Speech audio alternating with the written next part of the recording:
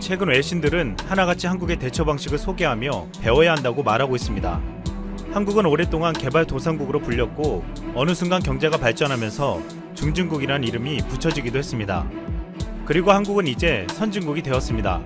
대한민국은 1996년 선진국들의 모임이라 불리는 OECD에 가입했고 2020년 현재 IMF가 인정한 10대 선진국에 선정되었습니다.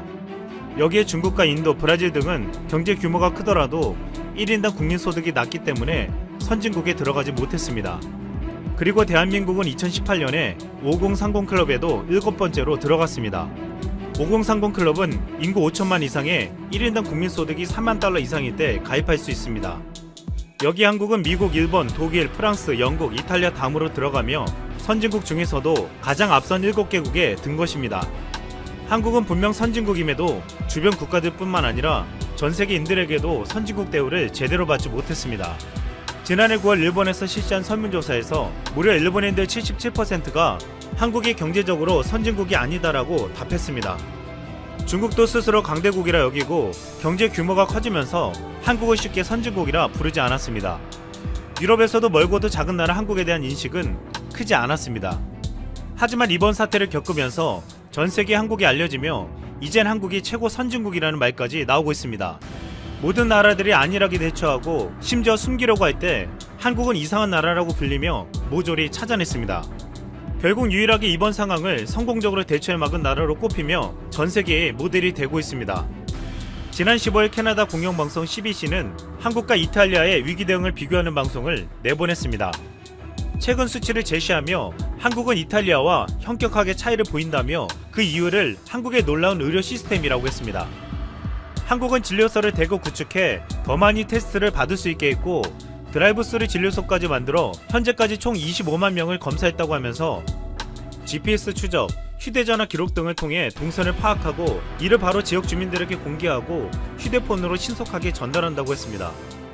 또 한국인들은 현재 3주 정도 대규모 모임 등을 취소하고 많은 이들이 재택근무를 하고 있다며 공공장소는 거의 비어있으며 정부와 지방자치단체에서 매일 정보를 공개하고 있다고 했습니다.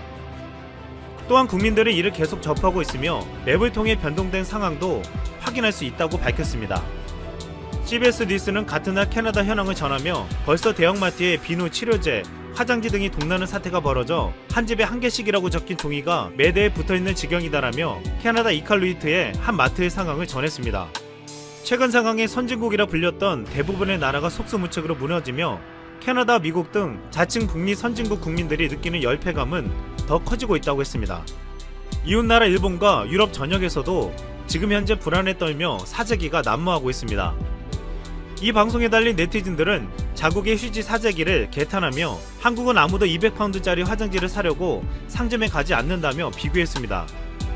또한 이 방송에서는 캐나다의 시스템을 비교하면 아니 미국의 애처로운 제3세계 의료 시스템과 비교해도 한국은 전혀 다른 레벨에 있다고 했습니다.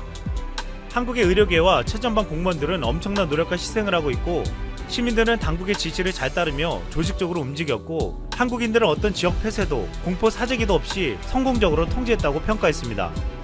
스페인 언론 오크 디아리오는 한국의 드라이브스루를 소개하며 스페인 정부도 한국의 전략을 도입할 것을 촉구했습니다. 또 다른 스페인 언론 바이트는 한국의 놀라운 기술에 주목하고 스페인도 할 수 있다며 소개했습니다.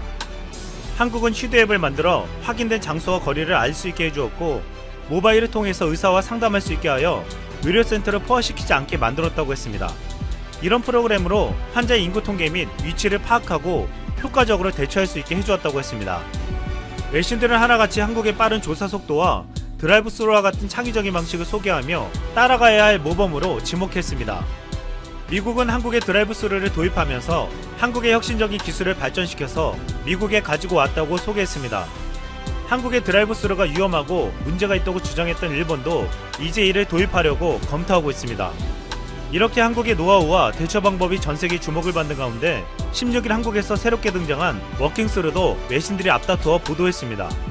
중국 언론들은 전세계 국가들에게 자국을 배우라고 훈수를 두고 있지만 중국 네티즌들은 한국의 워킹스루를 보고 이런 댓글을 남겼습니다. 한국은 민주주의가 할 수 있는 최고의 것을 보여주었다. 한국은 정치적 논쟁에 휘말리지 않았고 방법을 찾았고 국민들을 생각했다. 우리는 한국을 배워야만 한다. 처음으로 한국이 선진국이라고 느껴졌다. 최근에 한국이 쇠퇴하고 있는 줄 알았는데 여전히 선진국이었다.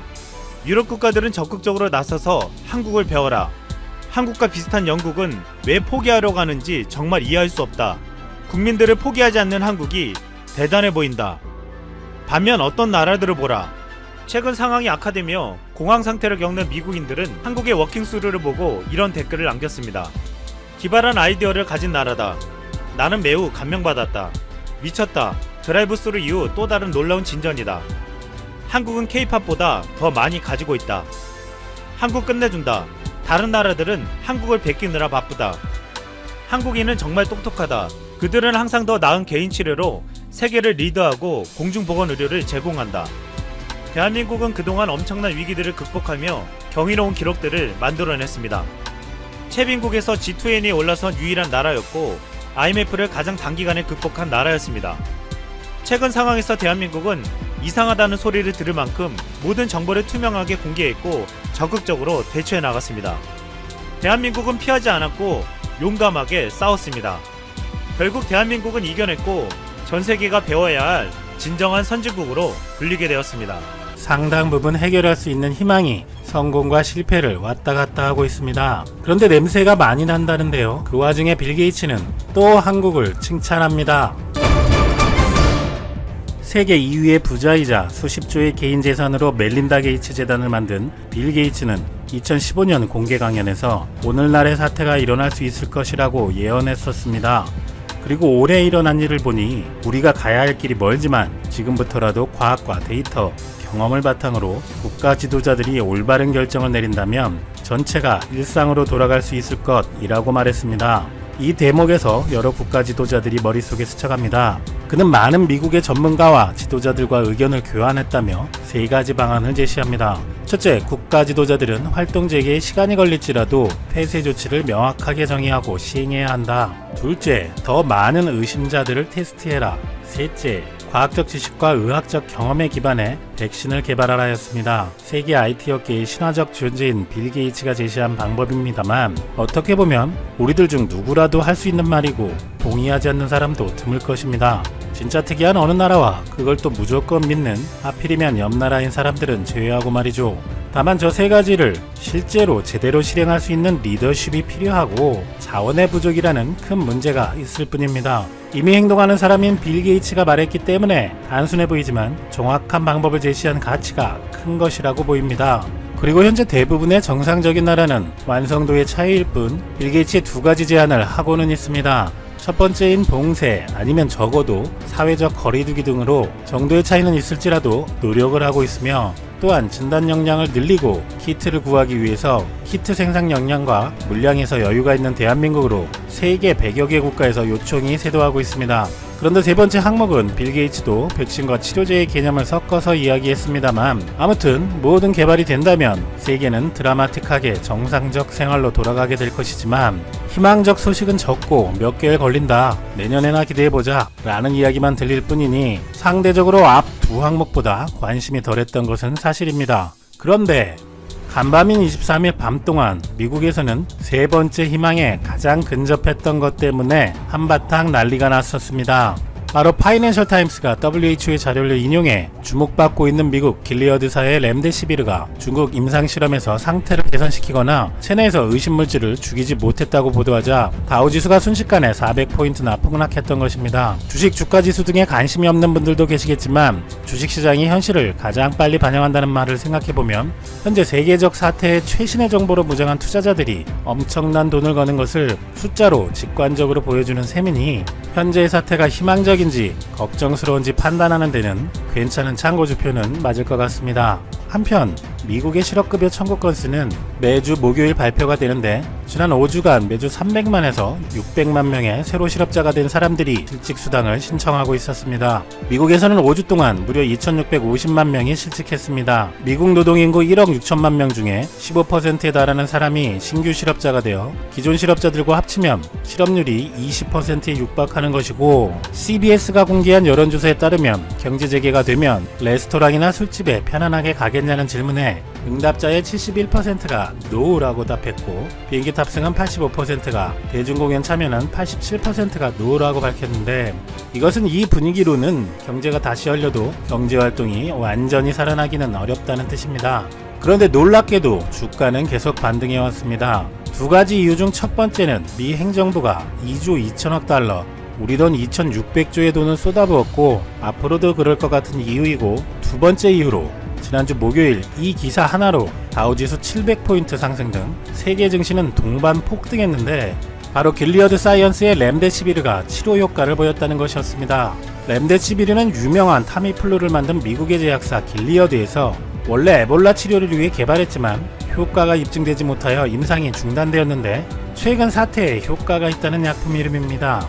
그 렘데시비르가 시카고대에서 진행한 2단계 임상 3상 결과 환자 대부분이 일주일 이내에 퇴원했다는 내용이 유출되어 학술지에 보도되었던 것입니다. 유출이라는 단어가 마음에 걸립니다만, 이 소식이 전해지자 길리어드는 당연히 급등했고 미국, 유럽 등 세계가 3%대 폭등을 했습니다.